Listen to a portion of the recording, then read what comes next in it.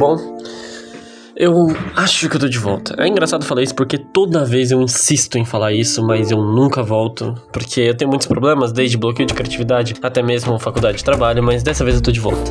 E seja bem-vindo a mais um vídeo do seu querido Hat. E bom, hoje vai ser um assunto mais pé no chão. Algo mais tranquilo, algo mais, vamos dizer, leve assim, pra gente tá falando. E vai ser sobre amor. E como o amor é bom, né? Aquele momento que você encontra a pessoa certa, aquele momento que você abraça a sua mãe, ou até quando você conquista algo, você sente aquele amor, aquela paixão, né? Mas eu tenho uma pergunta pra você, pra todos que estão assistindo ou me ouvindo. Até onde o ser humano vai pelo amor?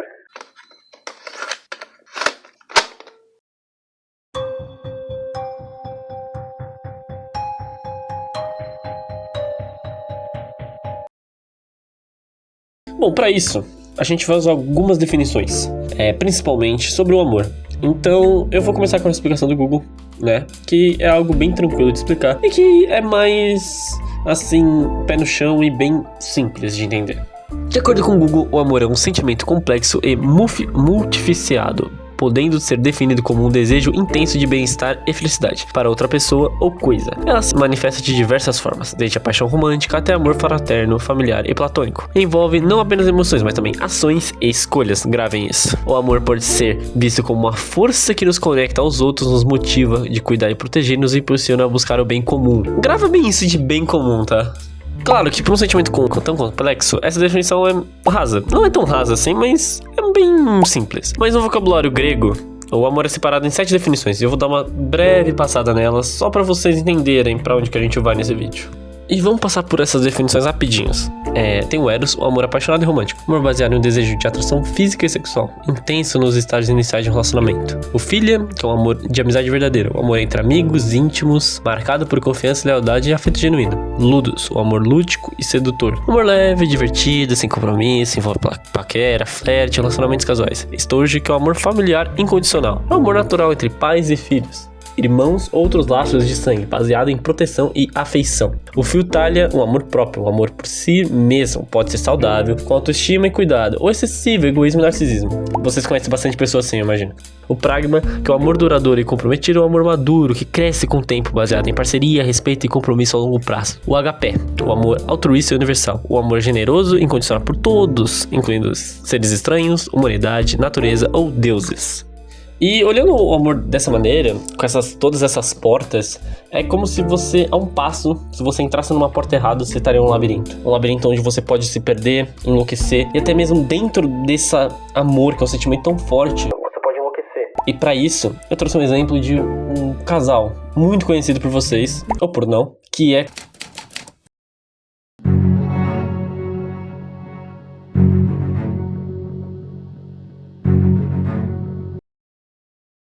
Bonnie e Clyde se conheceram em 1930. O destino teve de uma casa de conhecido, eles acabaram se conhecendo à primeira vista. E eles se apaixonaram. E assim começaria supostamente uma grande história de amor. Mas não é bem isso que aconteceu, na verdade. Clyde era aquele cara, o bad boy. Aquela pessoa o descolado. Naquela época, sabe? Que sempre arrumava confusão, fumava com uma chaminé e praticava pequenos furtos. Mas em um determinado momento, Clyde foi preso por um roubo de carros e foi levado para uma prisão. E normalmente, quando você se apaixona por uma pessoa e a pessoa faz uma cagada monstruosa, tipo roubar um carro, você desiste do amor. Mas para Bonnie não era assim. E desde o momento que ela viu Clyde a primeira vez, o seu amor, que virou uma obsessão, começou a quebrar. E tudo que Clyde precisava, a Bonnie estaria lá para ajudar e junto. Só pra vocês terem ideia, logo depois de Clyde ser preso, ela conseguiu um jeito de encontrar uma arma e entregar pro Clyde pra ajudar na sua fuga da prisão. E com isso, Bonnie abandonou os estudos, trabalho, família, deixou tudo que poderia ter pra simplesmente fugir com seu suposto amado. E você pode até pensar que isso quebraria laços, mas não, isso só fortaleceu os dois. Isso basicamente fez que Bonnie se tornasse a principal cúmplice dos crimes de Clyde, chegando a participar de vários assaltos a bancos, lojas, postos de gasolina, entrou em várias fugas e tiroteios contra a própria polícia. Em um desses confrontos, Bonnie chegou a ter ferimento gravíssimo na perna, onde acabou quase perdendo, mas mesmo assim seguiu ao lado do seu amor da sua vida, que era o Clyde. E mesmo nos momentos finais de sua vida, onde ela podia ter se rendido, ela continuou a se recusar a abandonar Clyde e morreu ao lado lado dele depois de 130 tiros.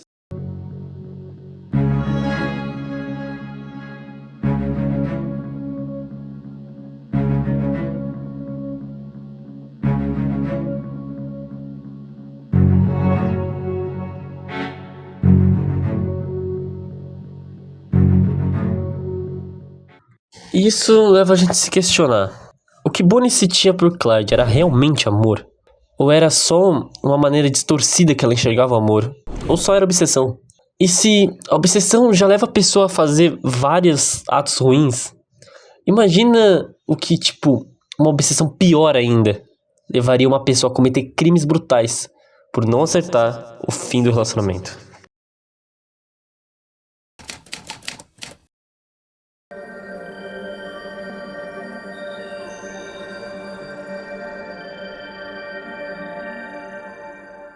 Tudo começa em 2006, quando o Jodiaris conheceu Travis Alexander em um evento de marketing em Las Vegas, já que a própria trabalhava com isso. Travis era uma pessoa carismática, sabe? Aquele cara charmoso, carismático, engraçado, que tinha uma vida social boa, era bem religioso e tava lá.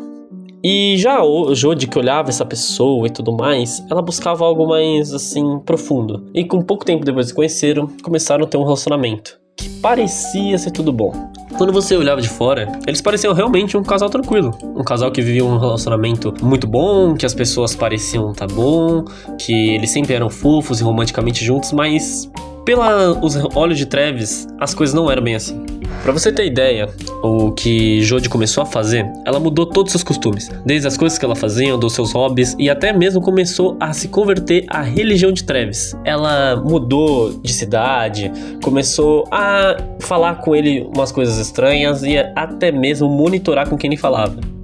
E só pra você ter ideia, em alguns momentos, Jodi começou a aparecer na casa do Travis sem ao menos consultar. E Travis comentou e mencionou com os amigos que parecia que todo momento que ele olhava para o lado, ela tava lá. É como se a qualquer minuto Jodi estivesse observando ele sem ao menos parar. Mesmo com esses altos e baixos, eles continuaram se envolvendo. Só que teve uma hora que Travis não aguentou mais. E ele realmente decidiu terminar o relacionamento. Mas mesmo assim isso não adiantou. Ela continuava indo até ele, mandando mensagens, ligando e até alguns momentos ainda invadia a casa dele. E mesmo assim, ele traía lá para se afastar, que ele ia entrar em contato com a polícia e ela não sumia. E quando você terminou um relacionamento, você vai em busca de outras pessoas. Foi quando Travis conheceu uma outra mulher, cujo nome não é mencionado, eu não vou mencionar. E ele tava se preparando para uma nova fase, mudar de tudo, mas isso não adiantou. Em dia 4 de junho, ele foi encontrado morto em sua casa, com o corpo no chão do banheiro, ferido por 17 facadas, com a garganta cortada e com um tiro na cabeça. E quem você acha que começou isso? Sim, Jodiaris. Ela começou a tentar evitar esse assunto com a polícia, mas depois algumas inconsistências nos álibis dela começaram a desmoronar. E aí sim foi demonstrado. Foi mostrado que ela conseguiu tirar fotos daquele dia, ela conseguiu entrar, eles tiveram relações, e com isso, depois de fazer as relações com o Travis, ela literalmente o assassinou e tirou fotos do seu corpo. E é engraçado olhar isso e perceber que tudo isso começou com uma simples paixão, um simples amor, onde duas pessoas começaram a literalmente agir por esse suposto amor de uma maneira totalmente diferente. Uma abandonou a vida perfeita que poderia ter com a família, estudando, para cometer crimes. E a outra literalmente tacou toda a sua vida fora por uma obsessão e literalmente um assassinato. Então você percebe que o amor, se não for bem cuidado, não for bem podado, digamos assim, ele se torna uma obsessão cruel, que leva você a cometer atos extremamente brutais e horríveis.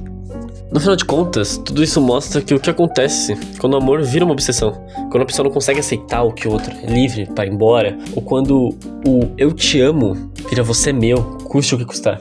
E é engraçado ver que esses dois casos, eles são bem diferentes. Uma acompanhou o outro até a morte e a outra assassinou a pessoa, mas eles são parecidos em uma única questão: o amor distorcido, o amor quebrado, aquele amor onde a pessoa não sabe o que é amar de verdade, literalmente só sabe o que é destruir.